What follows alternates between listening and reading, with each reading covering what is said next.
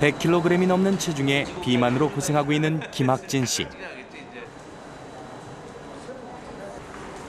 늘 다이어트를 꿈꾸지만 퇴근 후의 이 시간은 먹성 좋은 그에게 무엇과도 바꿀 수 없는 즐거움입니다. 물론 즐겁게 사는 것도 아주 중요하긴 하죠. 문제는 모든 일에는 대가를 치러야 한다는 거죠.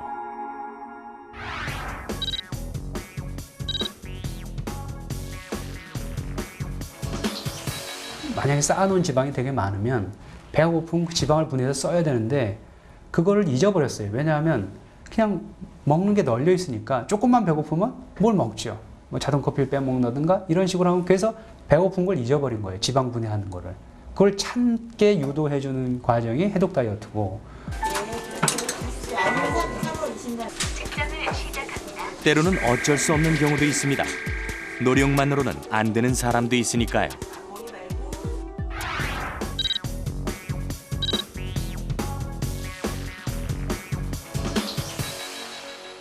은미 씨가 바로 그런 경우죠. 측정이 완료되었습니다. 전극 손잡이를 놓고 잠시만 기다려 주십시오. 비만 클리닉 그리고 한의원 또 한약도 먹어보고 또 등산 수영 달리기 헬스 등등등 주사도 맞아보고요. 그리고 이렇게 지방 빼는 거 있죠. 지방 그런 것도 해보고 했는데 일시적으로 빠지긴 빠지는데 그게 다시 찌더라고요.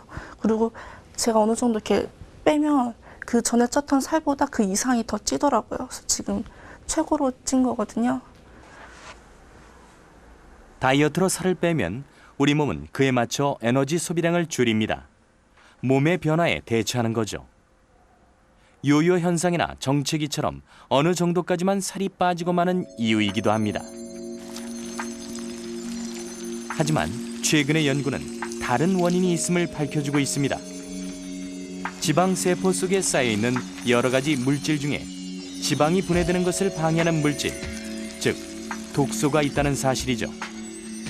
염증을 유발하는 이 물질은 지방이 분해될 때 함께 나오는데요.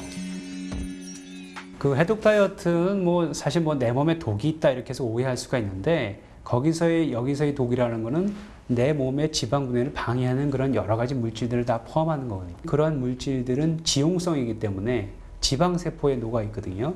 그래서 지방세포에 녹아 있는 거는 일단 지방이 분해가 돼야지 나오기 때문에 우리 몸에서 지방을 분해하는 신호를 줘야 돼요. 지방뿐 아니라 지방 분해를 방해하는 독소들까지 함께 빼낸다는 해독 다이어트. 체험 기간은 일주일로 정했습니다. 일단은 그 전에 겪었던 그런 몸의 고통 이런 건 없을 것 같고요. 자연 치료니까. 또 몸에 있는 독소가 제가 좀 있는 것 같긴 해요. 그래서 독소도 빠진다고 하니까 아마 독소랑 또 살이랑 그리고 건강까지 다시 되찾을 수 있는 아마 그런 해독 요법이 될 것 같고 그런 다이어트 기간이 될 것 같습니다. 해독 다이어트는 먼저 이틀 동안의 절식으로 시작합니다. 우리 몸에게 지방을 분해하라는 신호를 주는 셈이죠. 이때 분해된 지방에서 나오는 독소를 빼내기 위해 해독 주사를 반드시 맞아야 합니다. 중증 고도 비만이었지만 지방 분해 능력이 왕성했던 학진 씨는 운동과 반신욕을 통해 내장 비만과 체지방을 줄이는 프로그램을 짰습니다.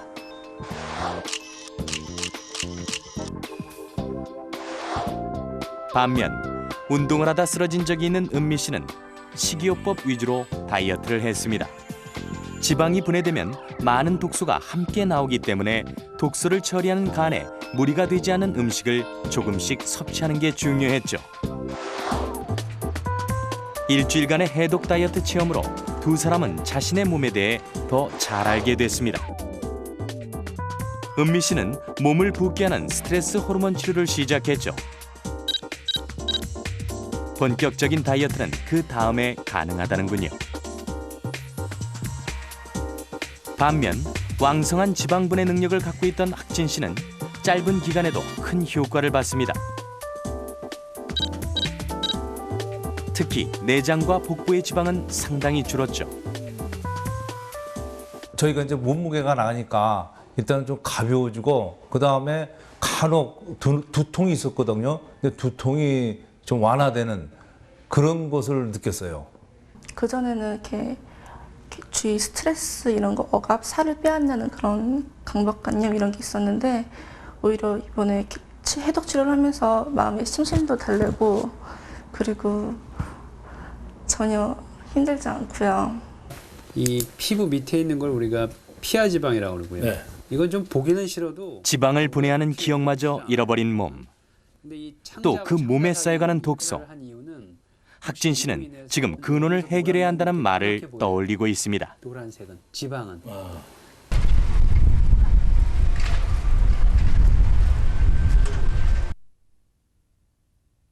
병의 근원은 어디에 있을까요?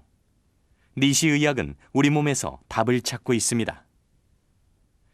100년 전 일본의 니시 가츠조 박사가 개발한 니시 의학은 4대 원칙만 지키면 약을 쓰지 않고도 병을 예방하고 치료할 수 있다고 합니다. 첫 번째 원칙은 피부. 겉으로 드러난 피부만이 아니라 호흡기와 위장막 등 몸속의 내피까지 포함되는데요. 신선한 공기를 이용한 풍욕은 대표적인 치료법입니다. 하지만 니시 의학은 아직까지 낯선 이름이죠.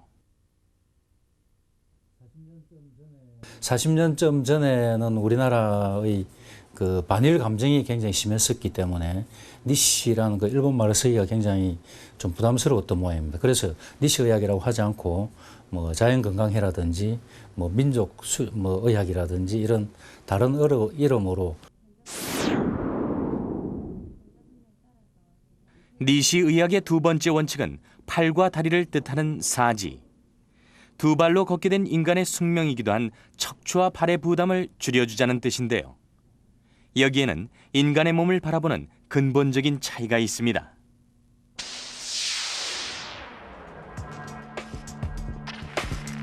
현대의학에서는 심장의 강한 수축작용을 통해 온몸 구석구석으로 혈액이 운반된다고 합니다.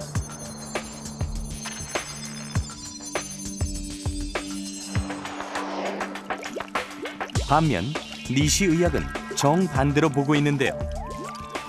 심장이 피를 내보내긴 하지만 말초 모세 혈관에 빨아들이는 힘이 있어야 온몸 구석구석까지 피가 드나들 수 있다는 것이죠. 니시 의학에서 피부나 손발의 말초 모세 혈관을 가장 중요하게 여기는 이유입니다. 마치 물고기가 헤엄치듯이 몸을 좌우로 흔드는 이 운동은 붕어 운동입니다. 붕어 운동은 장을 자극해 온몸의 혈액순환과 변통을 향상시켜 독소 배출을 돕는다고 합니다. 그 니시 의학의 핵심이 해독입니다. 그러니까 변통을 좋게 하고 혈액순환을 좋게 하고 그리고 올바른 식사.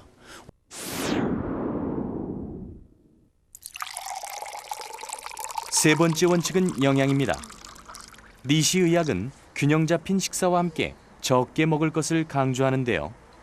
특히 아침을 먹지 말라고 권합니다.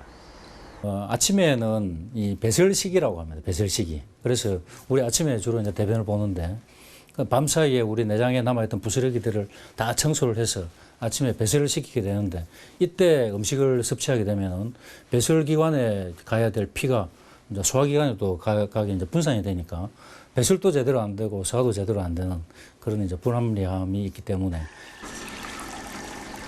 또한 아침을 굶으면 전날 저녁부터 다음날 점심까지 18시간 가까운 미니 단식의 효과가 있다고 합니다. 하지만 아침을 거르는 게 정말 몸에 좋다고 해도 매일 아침 굶는 걸 견디려면 엄청난 의지가 필요하겠죠? 그래서일까요? 니시 의학의 마지막 원칙은 정신입니다.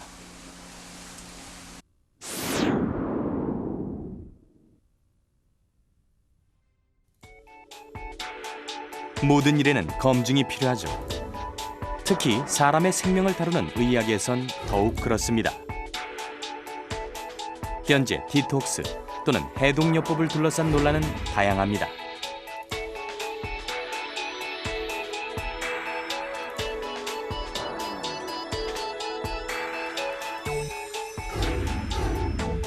과학적인 증거가 약하다는 비판에서 심지어 새로운 의료 상술일 뿐이라는 혹평까지 있죠.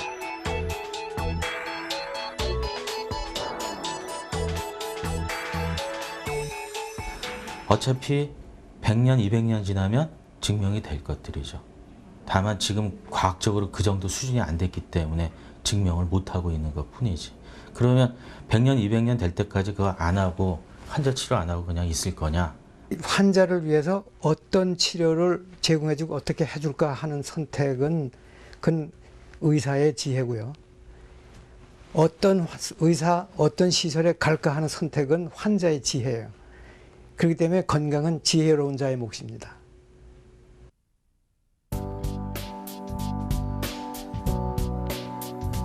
인간은 모두 오래 살고 싶어 합니다. 그것도 아무 병 없이 건강하게 말이죠.